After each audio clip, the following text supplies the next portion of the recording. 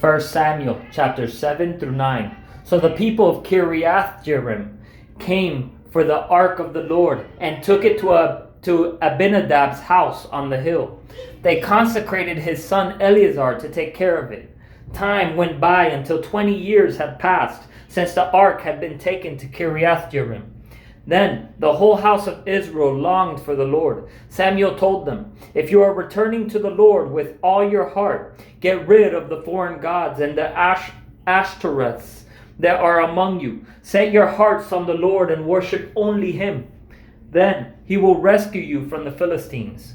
So the Israelites removed the Baals and Ashtoreths and only worshipped the Lord. Samuel said, "Gather all Israel at Mizpah, and I will pray to the Lord on your behalf." When they gathered at Mizpah, they drew water and poured it out in the Lord's presence. They fasted that day, and there they confessed, "We have sinned against the Lord." And Samuel judged the Israelites at Mizpah. When the Philistines heard that the Israelites had gathered at Mizpah, their rulers marched up toward Israel. When the Israelites heard about it, they were afraid because of the Philistines. The Israelites said to Samuel, "Don't stop crying out to the Lord our God for us, so that he will save us from the Philistines." Then Samuel took a young lamb and offered it as a whole burnt offering to the Lord. He cried out to the Lord on behalf of Israel, and the Lord answered him. Samuel was offering the burnt offering as the Philistines approached to fight against Israel. The Lord thundered loudly against the Philistines that day and threw them into such confusion that they were defeated by Israel. Then the men of Israel charged out of Mizpah and pursued the Philistines, striking them down all the way to a place below Bethkar. Afterwards, Samuel took a stone and set it up right between Mizpah and Shen. He named it Ebenezer, explaining, "The Lord has helped us to this point." So the Philistines were subdued and did not invade Israel's territory again. The Lord's hand was against the Philistines. All of Samuel's life, the cities from Ekron to Gath, which they had taken from Israel, were restored. Israel even rescued their surrounding territories from Philistine control. There was also peace between Israel and the Amorites. Samuel judged Israel throughout his life. Every year, he would go on a circuit to Bethel, Gilgal, and Mizpah, and would judge Israel at all these locations. When he would return to Ramah, because his home was there, he judged Israel there, and he built an altar to the Lord there. When Samuel grew old, he appointed his sons as judges over Israel. His firstborn son's name was Joel, and his second was Abijah. They were judges in Beersheba. However, his sons did not walk in his ways, and they turned toward dishonest profit, took bribes, and perverted justice. So all the elders of Israel gathered together and went to Samuel at Ramah.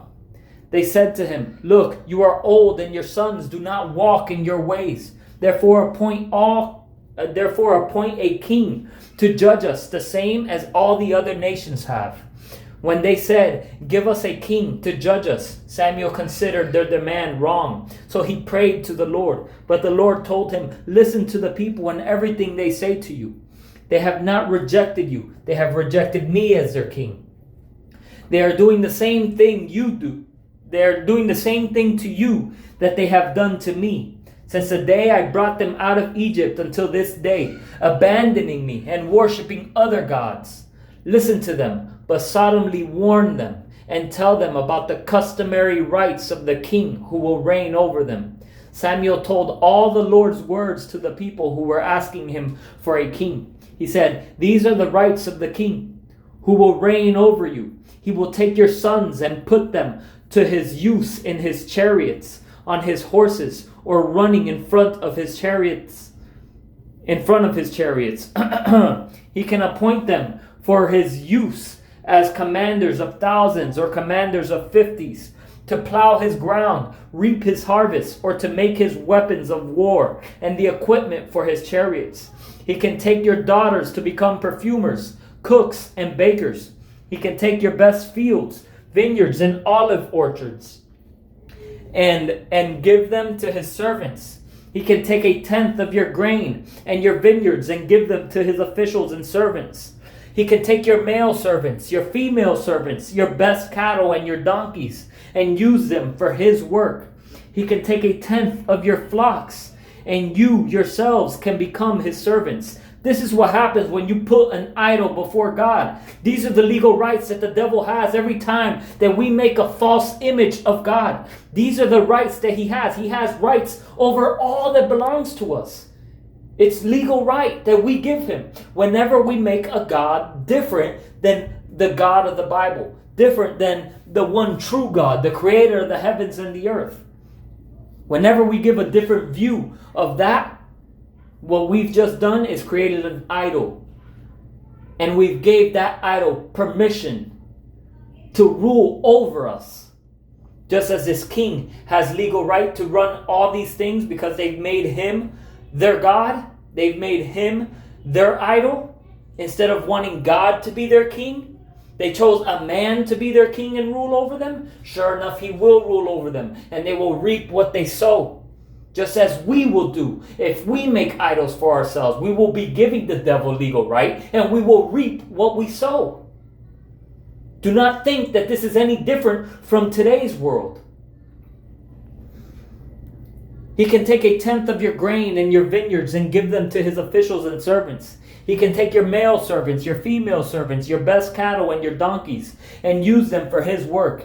He can take a tenth of your flocks, and you yourselves can become his servants. When that day comes, you will cry out because the king you've chosen for yourselves, but the Lord won't answer you on that day. The people refuse to listen to Samuel. Don't make yourselves ignorant and say, but I didn't know when I gave the devil legal right, because you have a warning right here. So you cannot claim that you do not know. You just didn't want to receive it when you heard it because it didn't suit you. It didn't fancy your ear. It didn't tickle your ear. So you refused it. You rejected it. That doesn't count as ignorance of sin. That's a willing ignorance to sin. Because you heard, you just rejected it. The people refused to listen to Samuel. No, they said, we must have a king over us.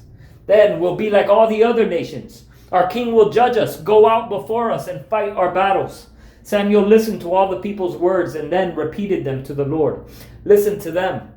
The Lord told Samuel, appoint a king for them. Then Samuel told the men of Israel, each of you go back to your city. There was a prominent man of Benjamin named Kish, son of Abiel, son of Zeror, son of Bechorath, son of Aphia, son of son of a Benjaminite. He had a son named Saul, an impressive young man. There was no one more impressive among the Israelites than he. He stood a head taller than anyone else. One day, the donkeys of Saul's father, Kish, wandered off. Kish said to his son Saul, take one of the servants with you and go look for the donkeys. Saul and his servant went through the hill country of Ephraim and then through the region of Shalisha, but they didn't find them. They went through the region of Shaalim, nothing. Then they went through the Benjaminite region, but still didn't find them. When they came to the land of Zuph, Saul said to the servant who was with him, come on, let's go back, or my father will stop worrying about the donkeys and start worrying about us. Look, the servant said, there's a man of God in this city who is highly respected. Everything he says is sure to come true. Let's go there now. Maybe he'll tell us which way we should go. Suppose we do go, Saul said to his servant. What do we take the man? The food from our packs is gone, and there's no gift to take to the man of God. What do we have? The servant answered Saul, here, I have a little silver. I'll give it to the man of God, and he will tell us which way we should go. Formerly in Israel, a man who was going to inquire of God would say, come, let's go to the seer, for the prophet of today was formerly called the seer. Good, Saul replied to his servant. Come on, let's go. So they went to the city where the man of God was. As they were climbing the hill to the city, they found some young women coming out to draw water and asked, "Is the seer here?" The woman answered, "Yes, he is ahead of you. Hurry, he just now entered the city because there's a sacrifice for the people at the high place today. As soon as you enter the city, you will find him before he goes to the high place to eat. The people won't eat until he comes because he must bless the sacrifice. After that, the guests can eat. Go up immediately. You can find him now." So they went up toward the city. Saul and his servant were entering the city when they saw Samuel coming toward them on his way to the high place. Now, the day before Saul's arrival, the Lord had informed Samuel, "At this time tomorrow I will send you a man from the land of Benjamin. Anoint him ruler over my people Israel. He will save them from the Philistines because I have seen the affliction of my people, for their cry has come to me." When Samuel saw Saul, the Lord told him, "Here is the man I told you about. He will govern my people." Saul approached Samuel in the city gate and asked, "Would you please tell me where the seer's house is?" "I am the seer," Samuel answered. "Go up ahead of me to the high place and eat with me today. When I send you off in the morning, I'll tell you everything that's in your heart. As for the donkeys that wandered away from you 3 days ago, don't worry about them because they've been found. And who does all Israel desire but you and all your father's family?" Saul responded, "Am I not a Benjaminite from the smallest of Israel's tribes? And isn't my clan the least important of all the clans of the Benjaminite tribe? So why have you said something like this to me?" Samuel took Saul and his servant, brought them to the banquet hall, and gave them a place at the head of the 30 or so men who had been invited. Then Samuel said to the cook, "Get the portion of meat that I gave you and told you to set aside." The cook picked up the thigh and what was attached to it and set it before Saul. Then Samuel said, "Notice that the reserved piece is set before you.